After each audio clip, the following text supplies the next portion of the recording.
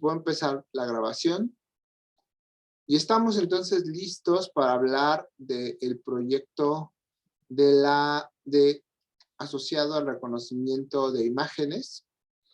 Como hemos insistido, uno de los puntos centrales, pues sí es la implementación, por supuesto. Necesitamos que conozcan cómo se implementan este tipo de proyectos, este tipo de procesos de aprendizaje automático aplicado al reconocimiento de imágenes, pero más aún es importante que puedan explicarlo desde el punto de vista primero del aprendizaje automático y hasta donde podamos explicarlo ya desde el punto de vista teórico de las técnicas, particularmente en el caso de las redes neuronales, que pues es un tema mucho más amplio de lo que podemos alcanzar a trabajar como parte del curso. Pues damos solo una introducción al tema de las redes neuronales, ya hablamos acerca de las redes neuronales basadas en los perceptrones y perceptrones multicapa, y llegamos ya a las redes convolucionales, que fue lo último que estuvimos trabajando con algunos ejercicios, con un par de ejemplos que trabajamos en TensorFlow, y hoy pues veremos un ejemplo un poco más a profundidad. Entonces, recordemos que entonces el sistema de clasificación de imágenes es pues a lo que queremos llegar. Lo que buscamos entonces es que en este proceso complejo que requiere primero transformación y procesamiento de imágenes, pues entonces es identificar bien cuál es esa pregunta que nos interesa. Y por ejemplo, acá en el chat al inicio de la clase, Vladimir nos planteaba un problema muy interesante, que como problema pues es amplio, y nos decía él que le interesaba la detección de plagio o bien robo de arte digital. Y ese me parece que es una pregunta muy interesante que está asociada a esto que planteamos. Y esto, vean cómo este problema que él nos indica pues está asociado a este punto que estamos estableciendo aquí en términos de las preguntas. Una breve descripción del problema y por qué es necesario usar el aprendizaje automático. Entonces, allí Vladimir en el reporte tendría que decirnos precisamente por qué es importante entender o hacer el análisis del robo de arte digital, y entonces por qué sería interesante, por qué puede ser útil una herramienta de aprendizaje automático que lo resuelva. Entonces, no simplemente decir que no dejarlo a decir, bueno, este es el problema que yo tengo y entonces ya aquí viene el código que lo resuelve, ¿no? Por eso se me hizo interesante este ejemplo que puso él, que nos lleva pues a entender qué es lo que estamos pidiéndoles que nos describan en el reporte. Insisto, no tiene que ser un reporte demasiado extenso, pero sí que la aplicación que ustedes estén haciendo pues resuelva un problema como el que Vladimir nos está mencionando. Por ejemplo, hoy utilizaremos un script que habla de clasificación de imágenes, pero en particular este script de clasificación de imágenes pues está asociado a distinguir distintos tipos de flores. Si se fijan, pues entonces aquí no estamos metiéndonos a cuál es el problema, sino simplemente es un ejercicio. Entonces esa es la diferencia de lo que esperamos de un proyecto como el que se plantea acá, donde ustedes nos digan, pues existe un problema que yo intento resolver a través de la detección y clasificación de imágenes. Entonces, este ejemplo que comenta Vladimir, por eso se vuelve entonces muy adecuado para esto que tenemos acá. Entonces, no es simplemente yo tengo una colección de imágenes y quiero que la clasifique. Ahí faltaría que nos complementaran más por qué es necesario utilizar este aprendizaje. Y esto ya está más relacionado con lo que hemos estado comentando previamente acerca de la teoría, qué tipo de aprendizaje van a utilizar, cómo crece el espacio de hipótesis, y esto en el caso de las redes convolucionales, pues lo describimos la clase pasada. ¿Qué pasaba cuando nosotros teníamos entonces un espacio tan grande como una imagen de 28 por 28 que se tiene que clasificar? Y entonces esto nos lleva a un espacio, que es esta la pregunta, o la pregunta está asociada a esto. ¿Cuál es el espacio de hipótesis que nosotros planteamos? Es el número de parámetros que tenemos que explorar. Y eso también, recuerden que cuando creamos nuestra red convolucional y nosotros hacemos un resumen de cómo quedó construida nuestra red y generamos entonces utilizando esta opción de resumen, nos dice cuántos parámetros vamos a tener asociados a nuestro problema. Esto justamente nos está diciendo cuál es el espacio de hipótesis. Estamos buscando entonces intentar encontrar, optimizar un espacio de este tamaño tan grande, y por eso es interesante, por eso queremos que ustedes hagan conciencia y lo especifiquen. Aquí cuando les decimos qué técnica usarán, pues justo lo que esperamos es que nos platiquen un poco a partir de lo que hemos conversado en las semanas pasadas, qué son las redes neuronales, qué son en particular las redes convolucionales, que nos lo cuenten un poco en sus propias palabras, no que sea muy profundo. Aquí les vamos a pasar hoy una liga que lo describe de una manera más coloquial, que es un poco lo que esperamos que ustedes nos comenten. Cómo se modela el problema es precisamente de qué tamaño son las imágenes y cómo las están entonces estandarizando para que ustedes lo expliquen. Eso también normalmente viene explicado al inicio de los scripts que hemos estado utilizando. Aquí, por ejemplo, toda esta sección nos empieza a describir cómo son las imágenes, qué tipo de características tienen y cómo se están modelando. Pues ese es un poco lo que esperamos acá. ¿Cómo se conforma el conjunto de datos que ustedes van a usar? Pues normalmente estos datasets es un conjunto grande de datos. ¿Cómo ustedes lo dividen para poderlo procesar? Eso ya es decisión de cada grupo, de cada equipo. Y entonces, pues ahora sí, ¿cuáles son los resultados esperados? También en los scripts que hemos revisado, hacia el final del script, cuando empezamos a hacer un análisis, pues tenemos una serie de gráficas. Como lo vamos a ver en el ejemplo de hoy, pues hay veces donde las cosas salen mal. Eso lo hicimos desde el primer ejemplo de redes neuronales. Veíamos cómo rápidamente habían estos cruces y estos cruces ya nos decían que las cosas salieron mal. Aquí en este ejemplo, pues viene un poco la explicación de por qué pasa esto, cómo se puede corregir con algunas técnicas de procesamiento de imágenes. Y entonces, bueno, eso pues ya nos da un poco lo que se espera que se obtenga acá. Y aquí en ventajas y desventajas de la propuesta, pues es que al final nos digan, bueno, pues logramos llegar hasta acá, no se pudo hacer más por esto y por lo otro, o logramos obtener todas estas ventajas de nuestra propuesta. Y recuerden que aquí lo que estamos esperando es que nos compartan un script como este que estoy ahora mostrando, que es el que hoy trabajaremos, donde nos vayan diciendo, pues como aquí un poquito acerca de las cosas que van surgiendo. Entonces, pues en la primera parte de este script es donde vendría justo la explicación teórica de lo que esperamos, e inclusive pues pueden ir agregando algunos aspectos teóricos a lo largo del documento. Entonces, esta es una estructura general que les planteamos. Insisto, no tiene que ser demasiado extenso el documento. Lo importante es que nos describan un poco qué es lo que va sucediendo. Entonces, y pues contra qué se evalúa, igual que en la ocasión anterior, pues como le hicimos, lo que les sugerimos es que consulten esta rúbrica de evaluación que hemos elaborado y que usaremos como referencia un poco la primera parte está asociada al formato, el resto corresponde al contenido.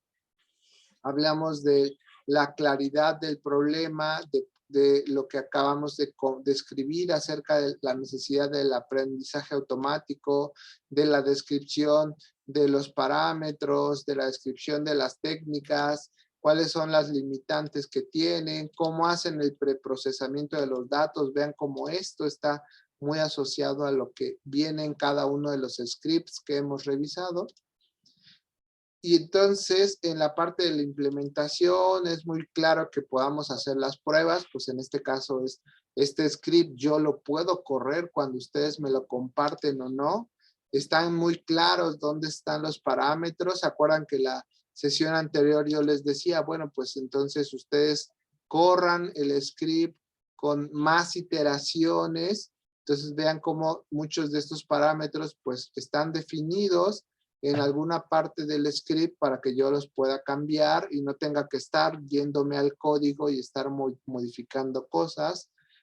Por ejemplo, cuando creas el modelo, pues realmente yo podría cambiar los parámetros, pero estos parámetros están asociados al tipo de imagen y al tipo de información. Entonces, yo los podría cambiar, sí, porque aquí están un punto donde se pueden hacer los ajustes. Y acá en la rúbrica, entonces, la estructura implementa, la implementación parte de este procesamiento de imágenes que hemos estado describiendo. Pues en esencia, si ustedes siguen los scripts que hemos estado trabajando, pues no deberían de tener problema con esta estructura. Entonces, por ejemplo, aquí me encontré otro ejemplo, también como parte de Microsoft, ellos también tienen un curso asociado a explicar qué son las redes convolucionales y usan también TensorFlow. Y también como en Microsoft, pues puedes correr los scripts y empezarlos a ejecutar. Pero vean cómo acá está orientado hacia otros aspectos y entonces pues no siguen la misma estructura que nosotros utilizamos en estos scripts, que está más asociado con los procesos. Entonces, si ustedes por ahí se encuentran, por ejemplo, en este espacio de Kaggle, ¿no? Entonces, aquí hay muchos scripts junto con los datasets.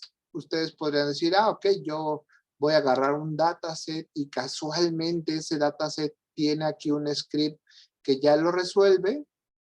Y entonces digo, pues ya con este yo agarro y resuelvo mi proyecto. Entonces, por ejemplo, está este dataset, están aquí algunos códigos, unos cuadernos asociados. Y entonces yo digo, perfecto, mira, ya encontré este. Y este nada más se los voy a pasar y lo voy a entregar como mi proyecto. Entonces, pues aquí es donde podríamos decir, o sea, sí es otro script que funciona, pero lo importante es que pues vean cómo aquí no incluyen todas las explicaciones que les estamos pidiendo. Entonces, ¿podrían tomar este script? Sí, pero lo importante es que tendrían que completarlo un poco como lo vemos en estos scripts que están acá asociados a los tutoriales que hemos visto, que vaya siendo un poco más descriptivo. Finalmente, estos solo son ejercicios que alguien agarró e hizo a partir de un dataset que estaba acá. Entonces, sí pueden retomar estos scripts, pero el chiste es que nos demuestren que son capaces de entender lo que está acá en estos otros entornos. Entonces, y por eso es importante entonces que cuiden la rúbrica, porque entonces ustedes podrían decir, pues yo les entrego este código que hace una clasificación del arroz y ya funciona y está utilizando TensorFlow y yo ya acabé mi proyecto. Bueno, pues sí, pero como en el proyecto anterior les iría muy mal en el reporte porque no viene toda la parte de la explicación. Ajá. Entonces, es importante que sepan que nosotros sabemos que existen estos scripts que ya tienen todo lo que les estamos pidiendo, sí los pueden usar, pero lo importante es que sean capaces de explicar qué es lo que están haciendo estos scripts. Ajá, entonces, y eso se hace a través del reporte, y en este caso, pues el reporte se puede entregar, se puede ir elaborando a través del mismo cuaderno de notas del entorno de trabajo de Google Colab. Ajá, entonces, bajo ese contexto, pues primero veamos si hay dudas a este respecto. Pongo pausa para que no queden los espacios largos de silencio. Entonces, retomamos la grabación. Estamos entonces ahora sí listos para retomar lo que nos interesa esta siguiente semana. Entonces, sí está grabando. Entonces, en esta semana ya les había prometido que vamos a empezar a entender un poco más qué es lo que van haciendo cada una de estas capas de nuestra red, qué es lo que sucede como parte de la convolución. Y para ello, entonces, justamente, también acá comentábamos que les vamos a compartir algunas de estas páginas que vamos a usar como notas sencillas, notas tan formales, que es un poco lo que esperamos que puedan ustedes compartirnos a través, complementar la descripción de lo que sucede, de lo que vayan ustedes poniendo como parte de la documentación de su proyecto. Entonces, en la primera parte de este documento, pues justo nos hablan y nos dicen lo que hemos estado ya comentado acerca de nuestras redes.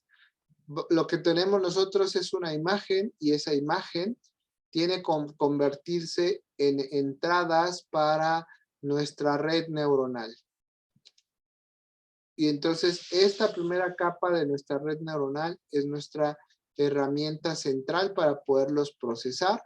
Por tanto, entonces lo que hacemos o lo que tenemos que hacer es convertir esta imagen a los píxeles correspondientes y entonces ese valor, como hemos insistido, pues se tiene que normalizar. Entonces, esto nos lleva a pensar ya naturalmente cuál es el tamaño que nosotros debemos de tener en estas primeras capas. Y los ejemplos que hemos trabajado ya desde la semana pasada son estos ejemplos donde nuestras imágenes son imágenes de baja resolución, 28 por 28, y eso se convertía entonces en 784 unidades de entrada o neuronas, como hemos insistido, pero esto solo ocurre cuando, como lo hicimos la semana pasada, sean de un color y estemos manejando escalas de grises. ¿Qué pasa cuando tenemos imágenes de color? Entonces, lo que nosotros tenemos que tomar son 4 canales RGB y entonces lo que tendríamos son que mis imágenes están de 28 por 28 por cada uno de estos canales. Entonces, esto ya me lleva a un número mayor de unidades en la capa de entrada, que será entonces el primer elemento. Y esto es ya una de las primeras cosas que nosotros podemos empezar a poner atención con respecto al procesamiento de nuestras imágenes. Si nosotros entonces vamos a tener que esta imagen está compuesta por estos canales, quiere decir que esta imagen se convierte entonces en una imagen que está compuesta de estas 3 dimensiones o estos 3 canales. Y es aquí entonces donde se vuelven interesantes las convoluciones, que era la primera duda de la semana pasada. ¿Qué es esto de la convolución? Y lo que decíamos la semana pasada era justamente aplicar estos procesos matemáticos, estas operaciones matemáticas a un conjunto de datos para llevarlos a un entorno un poco más controlado donde nosotros podemos empezar a poder identificar patrones específicos. Entonces, justamente estas convoluciones parten de la noción de encontrar patrones en lo que se conoce como patrones entre píxeles cercanos. Y particularmente acá nos hablan de encontrar grupos de píxeles cercanos, o decía yo, patrones en estos píxeles. Y para eso entonces lo que vamos es operar nuestros píxeles a partir de estas funciones matemáticas que en este contexto entonces son conocidas como kernels. Estos kernels entonces lo que hacen es modificar un poco las propiedades de esta imagen para que nos permita evidenciar patrones o estos grupos de píxeles. Y entonces, justamente lo que empezamos a hacer es que vamos a utilizar estos kernels que lo que van a hacer es permitirnos observar algunos aspectos de esta función. De manera entonces que si imaginemos que esta es nuestra imagen y este es nuestro kernel, lo que nos permitirá entonces es operar y convertir esta imagen en patrones específicos sobre los cuales se aplican entonces estas operaciones. Y entonces, en esencia, lo que estaremos es logrando integrar todo este procesamiento como si fuera un solo canal de todo nuestro procesamiento. Y además, lo que nosotros vamos a tener es que ya cuando estamos hablando de redes convolucionales, pues estaremos conformando a partir de estos kernels lo que se conocen como filtros. Entonces, esto quiere decir que no solo tenemos un kernel, sino que vamos a tener varios kernels y en este caso, por ejemplo, aquí nos están poniendo precisamente un proceso de convolución que lo que va a hacer es tener entonces estas pequeñas ventanas, que son estos pequeños kernels que se van a ir aplicando a los bloques de esta imagen. Y entonces, por eso aquí nos habla que vamos a tener justamente 32 filtros que se van a estar aplicando a nuestra imagen a partir de estos kernels. Y entonces, lo que vamos a obtener después de aplicar este filtro son estas matrices de salida al aplicar estos filtros. Y entonces, en la práctica, esto se conoce como el feature mapping, donde nosotros vamos a tratar de extraer estas características. Si nos regresamos a lo que observábamos la semana pasada en nuestra primera red neuronal, en esta primera red neuronal, lo que decíamos es que efectivamente aquí tenemos esta imagen. Luego le aplicábamos entonces estos pequeños filtros y lo que nos permitían entonces es obtener estas y poder empezar a identificar algunas cualidades. Entonces, si nos regresamos a esta animación, lo que justamente nos dice es que cómo vamos moviendo, desplazando este kernel y entonces vamos a empezar a obtener una nueva imagen. En esta nueva imagen ya nos permite ver la imagen anterior, pero en términos de lo que el kernel nos permite filtrar. Y entonces lo que estamos obteniendo, como decíamos previamente, son 32 imágenes filtradas por estos kernels. Y entonces, en esta última parte, lo que vamos a obtener entonces ahora son las características esenciales o podríamos empezar a identificar características centrales que distinguen a una imagen de la otra. ¿Se acuerdan entonces que lo que observamos entonces bajo este escenario pues son justo este bloquecito de muchas imágenes asociadas a la gran imagen que teníamos de este lado? Esta imagen entonces empieza a obtener algunas cualidades. En esta imagen, pues como es una imagen muy grande, es más difícil de identificarlo, pero en este otro ejemplo, me gusta precisamente cómo lo simplifica más. Aquí hablan entonces de estos filtros verticales y horizontales que empiezan a procesar la imagen, que empiezan a procesar una imagen y que nos permiten quedarnos con ciertos elementos de la imagen y con ciertas cualidades ya más específicas.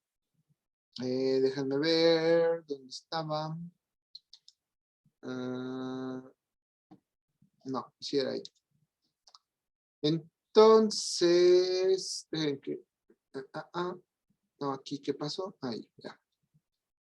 Entonces, justamente en esta etapa, pues, los filtros tratan de identificar ciertos patrones en la imagen. Y esto, déjenme ver si por aquí venía una... Aquí está. Como pueden ver, en estas imágenes que están en la parte inferior, lo que nosotros estamos haciendo es quedarnos con algunos aspectos específicos de las imágenes. Para nosotros como humanos, a lo mejor en esta primera etapa esto no nos dice mucho, pero conforme estos procesos se van especializando, se van aplicando más capas de convolución, es decir, vamos aplicando estos pequeños filtros en cada una de cada uno de estos bloques de imágenes. Lo que nosotros podemos empezar a obtener son, por ejemplo, en este nivel, texturas, y con más profundidad podemos empezar a obtener características, o ahora sí, píxeles, que son recurrentes en los tipos de imágenes. Entonces, en una imagen de cualquier reloj, pues pueden encontrarse píxeles parecidos a estos. En una imagen parecida a píxeles recurrentes en imágenes de perros, pues pueden encontrarse patrones como estos de acá, y así sucesivamente para cada uno de estas imágenes. Entonces se van armando una serie, se van identificando una serie de partes de objetos que van distinguiendo a las imágenes que van apareciendo por acá. Entonces todo eso es gracias a estos patrones que se van aplicando poco a poco a lo largo de las diferentes capas. Entonces, ahora sí, también hablábamos que normalmente en estas capas pues se van aplicando algunas funciones de activación específica. Por ejemplo, una de las funciones que más se utiliza es la función de activación ReLU, que se refiere entonces, que le llaman aquí ¿se acuerdan que previamente hablábamos de las funciones de activación lineales? Entonces, aquí lo que tenemos es una función de activación lineal rectificada, que básicamente es entonces esta función. Tomará como el máximo del valor de X y entre 0, de manera que lo que caiga abajo de 0, los valores negativos los mandará al 0, los valores positivos pues entonces los estará asociando al valor de X. Esta entonces es una de las funciones que más se utilizan, que lo que nos permite entonces es distinguir estos valores positivos de todos estos valores negativos. Nos permite entonces quedarnos con cierta parte de muy característica o solo esta parte positiva de lo que nosotros estamos entonces obteniendo de este lado. Entonces, aquí como vemos en este kernel, entonces algunos de estos valores de esta matriz, de esta primera convolución, pues son negativos por las cualidades del kernel, pero cuando aplicamos entonces esta función de activación ReLU, pues nos estamos quedando solo con la parte positiva. Y, por ejemplo, aquí, ¿qué es lo que nosotros alcanzamos a obtener un poco de forma intuitiva? Que una letra A, por ejemplo, está aparentemente caracterizada por dos líneas grandes que son las que lo van a distinguir. No importa si ustedes ya aquí no notan claramente una línea A, pero lo que sí nos está diciendo es que después de aplicar estos procesos de los filtros, podemos encontrar e identificar algunos patrones que están empezando a caracterizar a las imágenes que tienen esta forma de una línea A. Y eso es un poco lo que decimos que va pasando de este lado. Conforme nosotros vamos especializando la profundidad de estas redes, pues entonces estos filtros van empezando a encontrar patrones característicos de las distintas imágenes que nuestra red va a ser capaz de identificar. Entonces, ahora sí, regresamos nuevamente al ejemplo. Empecemos a trabajar. Ya hablamos un poquito de la convolución y vamos a irlo mezclando.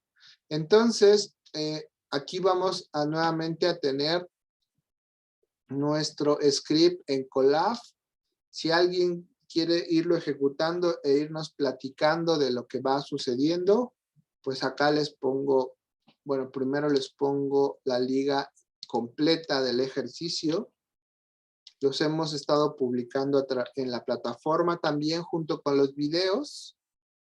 Y si alguien quiere compartirnos pantalla e irlo ejecutando, pues adelante. Si no, por lo pronto lo voy a ir conectando yo. Y lo voy a ir ejecutando. Entonces empezamos nuevamente con importando las bibliotecas asociadas a TensorFlow. Entonces, nuevamente también jalamos algunas otras bibliotecas como Matplotlib para poder empezar a hacer esta separación esta graficación. Y entonces vamos a volver a utilizar no, esperen aquí. No, ya me equivoqué de script. Este no es. Este fue el de la semana pasada. Este es el de esta semana. Que sí se los compartí bien la liga. Es el que, pero mejor se los vuelvo a poner. No, no es la liga correcta. Esta es la segunda. Dice, ok, sí, esta sí es. Y entonces, ahora sí. Entonces estamos ahora sí listos para correr el ejemplo.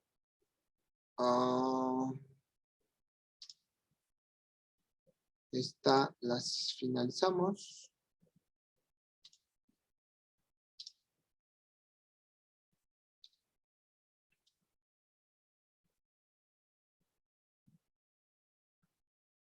Sí, acá en la plataforma pongo justo el script que corresponde. Lo cerramos. Listo. Entonces, bueno, aquí viene un vistazo acerca de los elementos que se van a revisar. Otra vez, entonces, importamos, decíamos, los aspectos de TensorFlow, Matplotlib, NumPy y así algunos de los elementos centrales. El primer aspecto, entonces, vamos a utilizar un dataset, pero que ahora no es un dataset ya estructurado, son 3,700 fotografías de flores. Y entonces aquí lo interesante es que este dataset está entonces organizado en distintos subdirectorios. En cada una de estos subdirectorios están las fotografías correspondientes. Y entonces, estos los estaremos descargando de este otro espacio de almacenamiento. Se empieza a descargar. Y una vez que ha sido descargado, pues entonces vamos a tomar estas imágenes. Y tenemos, como decíamos, 3,670 imágenes. Vemos cuáles son las que corresponden a las rosas. Aquí entonces entra a esta carpeta y toma una de ellas. Aquí, por ejemplo, ahí está una rosa.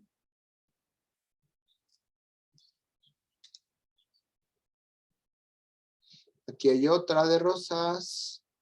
En esta otra carpeta de tulipanes, nuevamente hacemos la exploración de las carpetas. Y ahí están. Y así pues podemos explorar un poco cuáles son las herramientas. Aquí lo importante pues son qué estamos haciendo con estas bibliotecas que importamos. Pues hace un momento ya hemos usado muchas veces la de Matlib, pero ahora particularmente usamos esta que nos permite mostrar las imágenes PIL. Entonces podemos de manera muy fácil mostrarlas. Y entonces, ahora lo importante será empezarlas a procesar de manera apropiada. Entonces aquí solo las tenemos, las descargamos y las podemos mostrar. Hasta allí, todo bien. Y entonces ahora nosotros podemos empezar a hacer algunos procesamientos con ellas.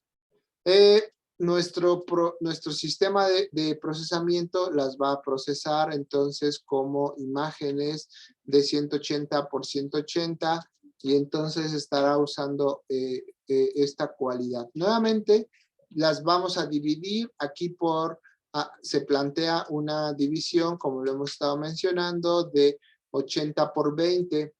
Previamente hemos manejado 60, 66, 33. Ya eso depende un poco de las decisiones que ustedes vayan haciendo al construir sus modelos.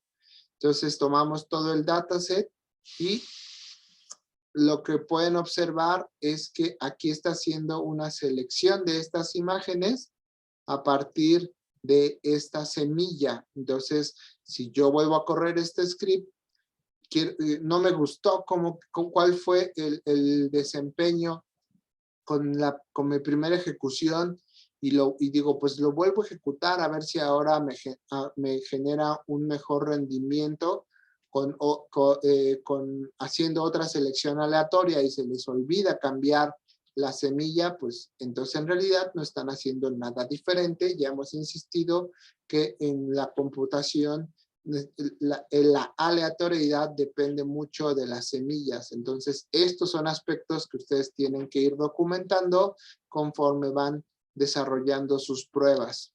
Entonces, cargamos este dataset, elegimos este conjunto y entonces aquí ya nos está diciendo que encontró el total de imágenes y que solo va a usar 2,936 para entrenarlo y ya quedó entonces separado en esta otra variable. Y para las pruebas, entonces tomamos el resto, que son justamente 734. Y entonces, aquí lo que nos dice es que tenemos estos nombres que corresponden entonces a las clases que estaremos manejando, que son margaritas, dientes de león, rosas, girasoles, tulipanes. Aquí otra vez hemos estado usando Matplotlib para poder hacer la graficación en tablas de esto que nosotros utilizamos. Entonces, justamente, pues reconstruimos una tabla acerca de algunos de los documentos que por aquí se encontró. En particular, nosotros en realidad no estamos haciendo como una duda, no estamos como poniendo en duda si las imágenes que están ahí corresponden o no corresponden a lo que se está planteando. Observen aquí un punto importante que es lo que más me interesa con respecto a las imágenes. Nosotros tenemos que procesar imágenes que puedan ser comparables entre sí en cuanto al tamaño. Notan que estas imágenes son ahora cuadradas y noten cómo aquí al inicio a las imágenes eran de distintas proporciones. Entonces, de pronto dirían, y si yo construí mi dataset y las imágenes son de distintas proporciones, de distintos tamaños, ¿cómo le hago? Manualmente tengo que procesarlas. Idealmente ustedes podrían hacer scripts para hacer un procesamiento más adecuado. Aquí estamos tomando esta solución más simple que nos plantea este script, porque no nos estamos metiendo como al trato fino del procesamiento de imágenes, y entonces simplemente usamos estos parámetros que lo que hacen es cargar las imágenes y darles este tamaño con el cual las estaremos procesando.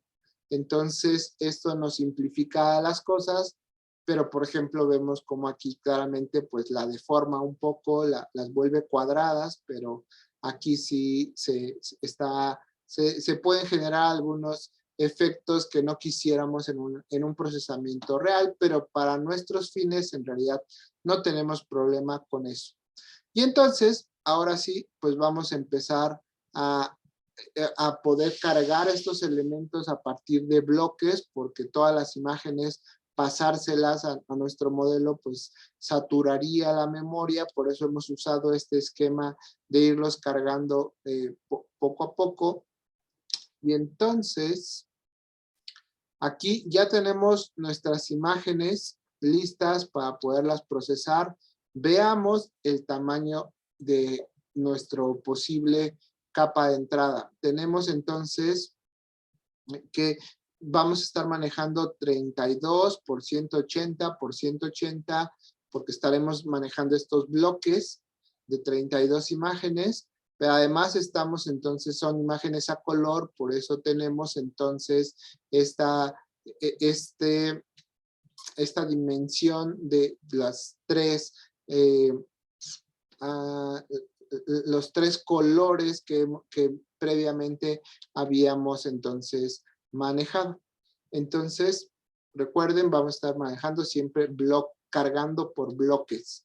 Y finalmente, esto ya están definidos estos bloques de imágenes, y entonces vamos a empezar a hacer algunos ajustes para poder hacer este proceso de carga, y también empezar a tener algunos ajustes, como la manera en que se va a ir manejando la memoria para poder ir cargando todas estas imágenes y que no se nos quede sin memoria nuestra computadora. Entonces, dejamos que algunas cosas las haga de forma automática el sistema para que los vaya ajustando. Y otro elemento central que también hemos mencionado es que estos valores, nuestros canales de cada una de estas imágenes están de 0 a 255. Lo que hemos venido manejando es que necesitamos normalizar estos valores para que estén de 0 a 1, y para eso entonces utilizamos este procesamiento de escalado, de manera que nosotros llevemos estos valores a este parámetro. Entonces, en este caso creamos pues esta capa para reescalarla, y entonces ahora sí estamos listos para tener este dataset bajo estas modificaciones utilizando este esquema. Y estamos listos para crear el modelo. Como decíamos, entonces vamos a estar creando una red secuencial con bloques de convolución bajo esto que acabamos de conversar, que qué es la convolución, precisamente es identificar estos bloquecitos. Todavía no hemos hablado de qué hace la función de Max, esta capa de Max Pooling, ahora regresamos a ella. Entonces, primero entonces tenemos nuestra capa de reescalado. No lo estamos aplicando directamente a todas las imágenes, sino a través de una capa. Ahora hacemos el reescalado. Y entonces empezamos a hacer nuestra primer capa de convolución. Tampoco hemos hablado de qué es esta parte de esta capa de fading, donde ahora retomamos más qué es lo que hace. Y justo decíamos, estamos utilizando como función de activación esta función de rectificación lineal.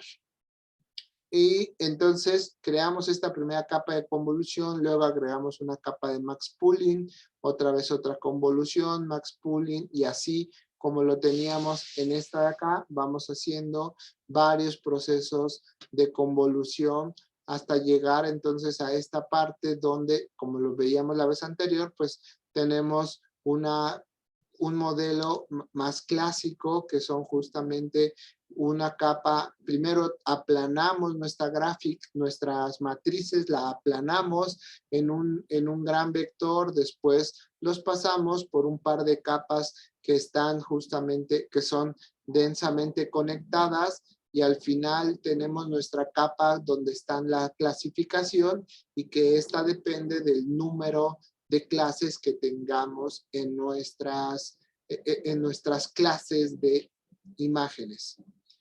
Si hay dudas de esto que platicamos la vez anterior, es importante que lo vayan mencionando. A estas ya no me iré deteniendo, estas últimas capas, porque ya las hemos mencionado. Pero si hay dudas, pues ahora es cuando deberían de mencionarlas. Entonces, hacemos pues el diseño de nuestra red, las compilamos, y acá le pedimos que nos dé un resumen de cómo quedó nuestro modelo. Acá entonces ya están pues descritas las capas de acuerdo a lo que comentamos, y esto pues nos lleva a un tamaño de casi 4 millones de parámetros que tenemos que optimizar para que esta red funcione. Hasta las clases anteriores nuestros modelos eran muy pequeñitos. Aquí vimos que ya empieza a crecer descomunalmente el número de parámetros. Le decimos que vamos a correrle 10 épocas, está bien porque no tenemos tanto tiempo, ustedes ya lo irán revisando. Se va guardando aquí cómo se va a ir desempeñando con cada una de estas épocas con respecto al entrenamiento y a la capa de validación. Ahora tarda bastante más porque entonces pues son más los parámetros que tiene que ajustar, y mientras tanto nos regresamos a otros de los aspectos importantes. Entonces, lo que nosotros hemos estado diciendo es que la función de activación nos permitía encontrar algunos de estos parámetros que pueden distinguir las cualidades de las imágenes. Después, lo que normalmente se usa en las redes neuronales convolucionales es que nos quedamos entonces con aquellos aspectos más relevantes de la imagen que estamos, de las neuronas que nosotros estamos considerando. ¿Se acuerdan que por acá en esta presentación al final lo que nosotros decíamos es que lo que vamos a tener es que estas capas que están completamente conectadas pues nos lleva a muchísimos parámetros? Entonces, lo que nosotros decíamos es que pues en estas primeras etapas lo que nosotros nos vamos a quedar es con algunas de estas neuronas, con algunos de estos parámetros que puedan ser los más representativos. Esto entonces lo haremos a través de este proceso que le llaman aquí submuestreo, que se trata de poder identificar aquellas neuronas que nos permitan entonces identificar aquellas características más relevantes que son identificadas por los filtros. Y entonces, a esto justamente lo que se hace es utilizar esta estrategia de max pooling. En el max pooling justamente lo que permite es decir, bueno, pues si yo tengo todas estas, en esta matriz, todos estos valores, pues lo que voy a hacer es quedarme con aquellos valores más representativos. Y entonces lo que hace precisamente como se ve en esta gráfica es que de estas 4 nos quedamos solo con el mayor, de estas 4 solo con el mayor. Y entonces lo que obtenemos es a partir de este muestreo de max pooling es una capa más pequeña, una matriz más pequeña donde están aquellos valores más representativos. Y entonces, precisamente lo que acá tenemos es que, visto aquí en esta imagen descompuesta de los kernels y nuestra función, es que entonces aquí aplicamos estas 32 formas de procesar y de poder tratar de determinar las características de esta imagen. Y entonces esto nos genera este gran conjunto de imágenes características de esta imagen que tenemos acá. Pero entonces lo que nosotros hacemos ahora es aplicar max pooling para que no nos quedemos con este montón de 32 imágenes de todo esto que teníamos, sino más bien imágenes más pequeñas con solo aquellos elementos más representativos en esta primera etapa de convolución. Y esto lo que nos hace es justamente ir teniendo menos neuronas conforme vamos avanzando. Esto lo podemos observar en estas primeras etapas, como a partir de estas convoluciones, justo entonces teníamos primero este modelo de 448 parámetros, en max pooling no generan más parámetros, pero reducimos el número de neuronas que van a estar conectadas. Entonces, no estamos agregando más parámetros por aprender, simplemente estamos tratando de quedarnos con aquellos valores más representativos. Por eso ya en un esquema, en una red neuronal más avanzada, como esta que teníamos acá, precisamente, pues justo en estas etapas, aquí vemos como dice max pooling, como un proceso para ir reduciendo los criterios y las partes más representativas de este montón de bloques de imágenes que representaban aspectos característicos de esta imagen inicial. Ajá. Entonces, de esta manera, entonces, en max pooling nos quedamos con lo más representativo y entonces en las evoluciones que van aplicándose, convoluciones que van aplicándose en cada una de esas etapas, pues vamos quedando con aspectos más característicos, más específicos de la imagen hasta ir logrando entonces obtener aspectos que ya pueden ser más representativos, como puede ser lo que obtenemos en esta etapa. Y finalmente, como ya lo habíamos mencionado, pues se conectan con una red neuronal más convencional, donde entonces se aplican ya finalmente el proceso de clasificación. Entonces, en esta ilustración se va viendo justamente cómo este gran conjunto de filtros, a partir de max pooling, vamos reduciendo en los aspectos en los que se va concentrando, por así decirlo, la red neuronal, hasta ir identificando estos aspectos centrales y característicos de las clases de imágenes que nosotros tendremos. Por eso es que entonces creamos en esta primera etapa todas estas etapas de convoluciones, o al menos este bloque de convoluciones, para ir refinando el procesamiento, para ir identificando estos estas cualidades. Vamos a ver cómo le fue. Entonces ejecutamos aquí la visualización del entrenamiento. Vemos entonces en esta etapa de esta primera parte, cuando nosotros observamos cómo se va comportando precisamente la manera en que se comportan primero el conjunto de la precisión del conjunto de aprendizaje. Vemos entonces cómo va mejorando, da un drástico avance y aquí se va estabilizando, llegando a un porcentaje bastante alto de precisión.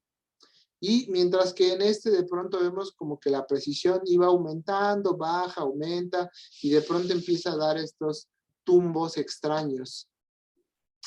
Pero cuando nos vamos precisamente al error, nosotros esperemos que este error fuera bajando, y aquí lo vemos claramente como con el conjunto de entrenamiento esto empieza a estabilizarse. Perdón, antes de llegar a esto, voy viendo aquí la duda de Ramón. Cuando aplico Com2D, usa diferentes filtros al azar.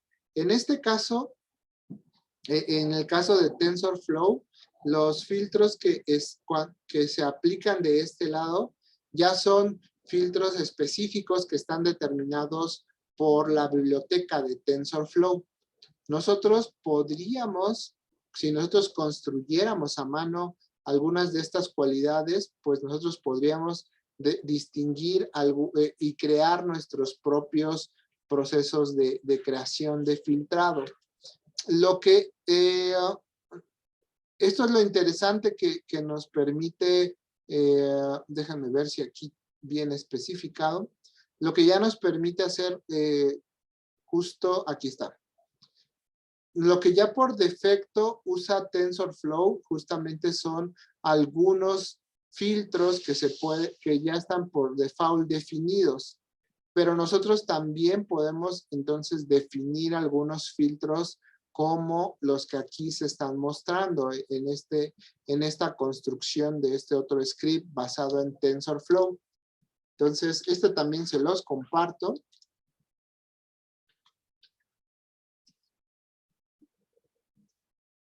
El link de Colab se los puedo pasar.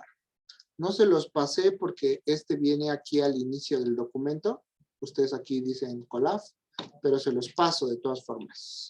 Para que puedan ir haciendo pruebas y ustedes me digan, pues es que aquí me salió algo raro. Adelante.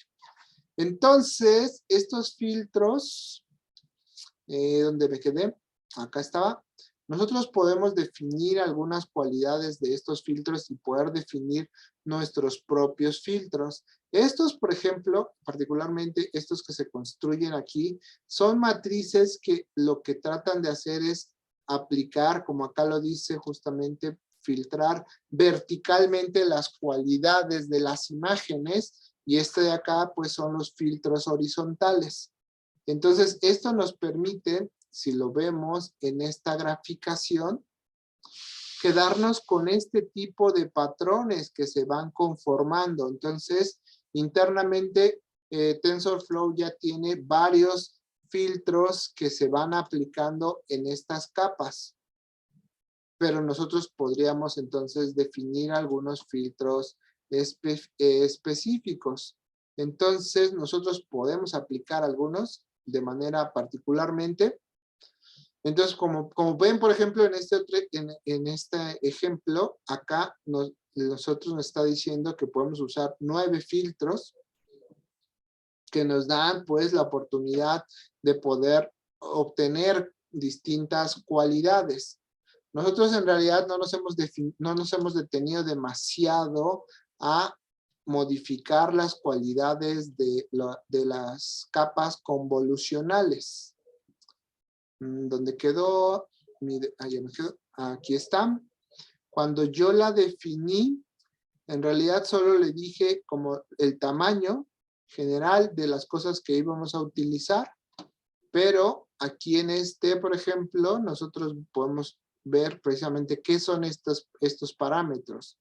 Entonces, el primer parámetro está asociado a los filtros. ¿Cuántos filtros queremos que utilice? ¿Cuáles son los kernels que se pueden estar utilizando? Entonces, ustedes pueden profundizar mucho más en la documentación de TensorFlow para seguir aprendiendo acerca de las cosas que te dan y de las cosas que nosotros podemos obtener. Por ejemplo, aquí, si yo sostengo el cursor, pues ya me dice filtros, tamaños del kernel, y nos falta hablar todavía del padding, a qué nos referimos. Y aquí viene un ejemplo que ahora revisaremos en un momento. Entonces, estamos un poco brincando hacia la teoría, hacia la práctica. No quiero que se queden solo con la parte teórica y de pronto ya los pierden en el camino. Y entonces, lo que empezamos a observar es que aquí con el error, empezamos a ver que se cruzan. Recordemos que cuando decíamos, cuando esto se cruza y esto empieza a dispararse, es que esto ya se echó a perder, es que esto ya algo salió mal, ¿no? Algo, entonces aquí justo nos lo empieza a explicar. Justamente podemos ver cómo en el conjunto de validación, pues llega por ahí del 60% y entonces empiezan a suceder cosas raras. Empiezan a suceder cosas raras precisamente porque se empieza a generar un proceso de sobreajuste. Como hemos dicho, el sobreajuste estaba asociado al punto donde se empieza a memorizar los datos. Entonces se empieza a encontrar datos que ya están, que empezamos a identificar, empieza a encontrar características tan centrales que aparecen en el conjunto de entrenamiento, que eso empieza a pegarle, por ejemplo, aquí empieza a identificar ruido o detalles no deseados en los conjuntos de entrenamiento, y entonces eso hace que nuestra red empiece a tener problemas. Entonces, bueno, aquí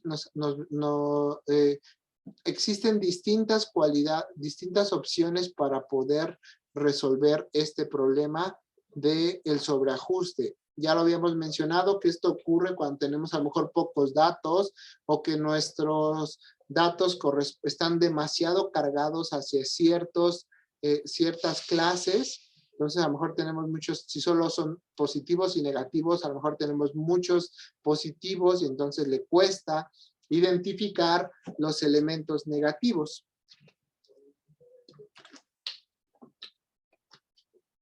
Y entonces, cuando eso suceda, pues necesitamos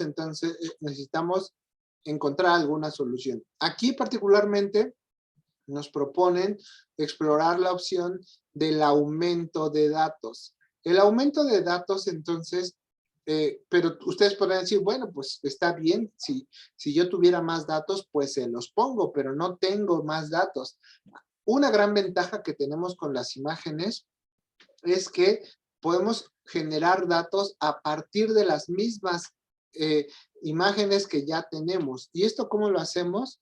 Por ejemplo, girándolas, por ejemplo, haciéndole zoom, por ejemplo, también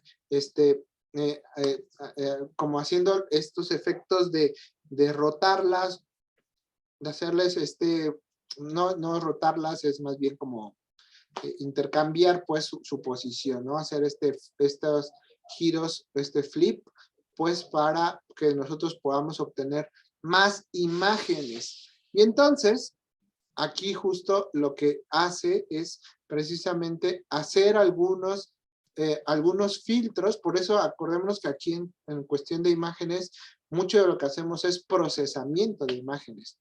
Entonces podemos mover y generar a partir de las mismas imágenes, aplicándole distintos parámetros y obteniendo más imágenes a partir de una misma imagen que ya teníamos. Y eso entonces vamos a generar un conjunto que nos va a permitir aumentar estas cualidades. Generamos entonces a partir de otra pequeña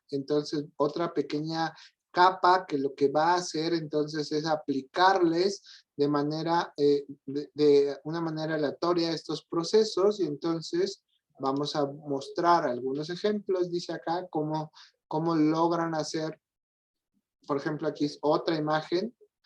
Entonces, a esta le aplica algunos otros procesos y esto lo que permitirá es que tengamos más imágenes a partir de una misma imagen que ya teníamos en nuestro dataset. Y entonces, esto permitirá que nosotros podamos tener, entonces, un número mayor de información para poder aprender cualidades más adecuadas. También entonces esta opción que es conocida como el dropout o el abandonar este proceso justamente le permite introducir un parámetro que la misma red permite identificar qué pasa cuando ya empiezan a salir las cosas más. Y entonces aquí lo que vamos a hacer es una capa de salida en el proceso de entrenamiento y esto le permite entonces ir identificando cuándo en algunos puntos puede eliminar aleatoriamente algunas de las capas de salida para tener, entonces, para mantenernos en aquellos aspectos que puedan ser los más importantes. Y entonces, tomando todo esto, pues vamos a crear este nuevo modelo que retoma los aspectos que ya teníamos. Entonces, nuevamente tiene la capa de reescalado, las capas de convolución, de max pooling, pero agregamos esta capa de dropout. Y entonces, volvemos a compilar el modelo. Volvemos a ver el resumen de cómo se generó. En realidad no hay como tantos problemas, no hacemos una red mucho más compleja de aprender de lo que ya teníamos, pero lo que ahora tendrá es una capacidad para poder tratar de identificar algunos parámetros o descartar algunos parámetros que pudieran no ser relevantes. Nuevamente corremos el proceso de aprendizaje y mientras corremos el proceso de aprendizaje podemos entonces regresar, a ver, déjenme ver si en este no viene, un ejemplo acerca de la última etapa. No. Bueno, eso se los platico mientras siga entrenando. Cuando hablamos del padding, justamente se refiere a que muchas veces, como ya lo vimos en este procesamiento, en esta pequeña animación, pues nuestra imagen se va moviendo o nuestros kernel se va moviendo por la imagen. Si ustedes dicen, bueno, pues cuáles son los píxeles por los cuales pasa más y por los cuales le da más énfasis, pues ustedes podrían decir, aquí para que esto funcione, lo que debe suceder es que la imagen esté en el centro. Y eso entonces, en realidad, ayuda a que el procesamiento sea más adecuado, que sea capaz de encontrar estos patrones que son más relevantes, que nuestra imagen estuviera centrada. Y entonces, lo que nosotros podemos hacer es modificar nuestra imagen para agregarle una especie de margen alrededor que le permite entonces centrar las cualidades de la imagen y entonces tener darle más oportunidad a que encuentre estos parámetros. Esto es precisamente lo que hace este parámetro del padding que aparecía en esta primera parte. Si nosotros le decimos que use la imagen tal cual, pues entonces le estamos diciendo que no le agregue estos procesos de margen específicos. Entonces, vamos a ver cómo le fue. Ya la perdí. Aquí ya acabó. Entonces, le dimos 15 épocas. Aquí vemos entonces los valores. Vamos a visualizarlo en lo que los grafica. Aquí vemos entonces cómo, pues acá ya está.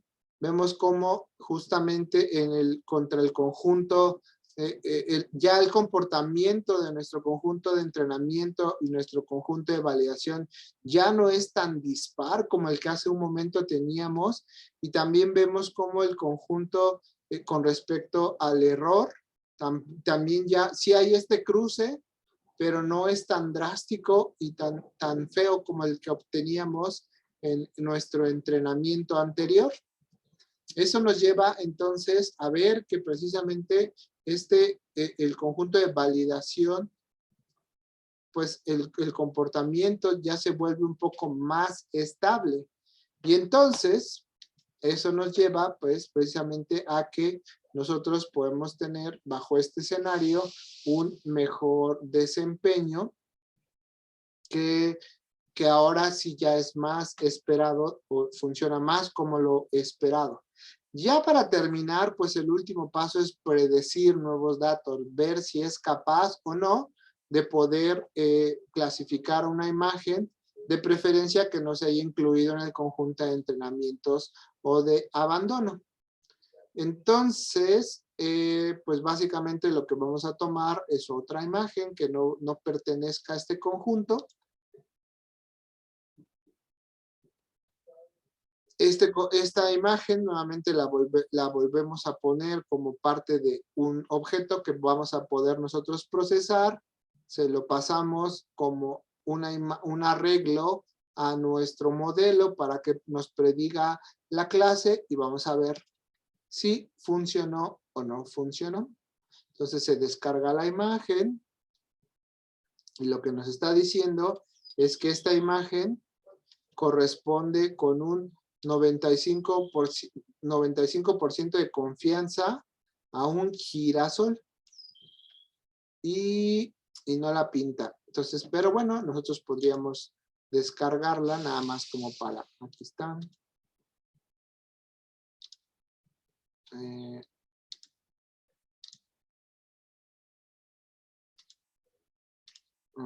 Quiero descargar, ahí está. Ahí está.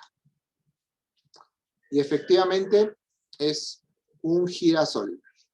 Así que démosle un aplauso a nuestra red neuronal que fue capaz de predecir correctamente y aprender correctamente la clasificación. Un aplauso, por favor, para la red neuronal, para TensorFlow, que fue capaz de predecir bien. Gracias, Katie. Gracias, chicos. Y entonces, bueno, entonces funcionó correctamente. Y pues listo. Ya con esto pueden ver cómo TensorFlow realmente hace cosas impresionantes. Las capacidades que el equipo de Google le ha trabajado. Por eso les decía que como parte del curso, me gusta en esta última parte enfocarnos más a saber hacer y utilizar de una manera más adecuada este tipo de bibliotecas, porque a lo mejor sí, como computólogos les gustaría implementarla, ¿no? Me parece que eso es muy bueno, pero yo creo que es más valioso que sean capaces de utilizar bien las herramientas que están disponibles y ustedes entonces puedan empezar a construir sus propias redes neuronales, redes convolucionales que sean capaces de poder hacer una buena predicción de distintos tipos de imágenes a partir de arquitecturas diferentes. Como vemos acá, en este tipo de, en lo que platicamos la semana pasada, pues hablábamos de distintas arquitecturas de redes convolucionales, de distintos investigadores que ahora se dedican a explorar nuevas arquitecturas más que a programar de cero algunas de estas cualidades, porque pues podemos partir ya de las buenas herramientas que estaremos aquí, que tendremos disponibles. Y aquí son justo a tiempo, solo unos minutitos antes de las 6. Aquí finalmente esto está en la sección avanzada, ya trabajamos en la parte de clasificación de imágenes. Algo que sería interesante es, bueno, y ya acabé, ya tengo aquí mi modelo, ¿y qué puedo hacer? ¿Cómo lo puedo seguir mejorando? Eso lo platicábamos un poco brevemente la vez anterior, y es lo que se discute aquí justamente en la transferencia de aprendizaje para poder nosotros retomar algunas de estas herramientas. Con lo que vimos hasta hoy, ustedes ya están listos para entregar el proyecto. Ya vimos que podemos descargarlos y tenerlas almacenadas de distintas maneras. Lo relevante o lo importante sería que ya empiecen a hacer algunas pruebas para que vayan surgiendo dudas específicas sobre por qué no puedo leer estos datos, qué está pasando con estas otras imágenes, y ya veamos este tipo de cosas más finas acerca de problemas que se pueden estar presentando al momento de utilizar estas herramientas. Paro aquí la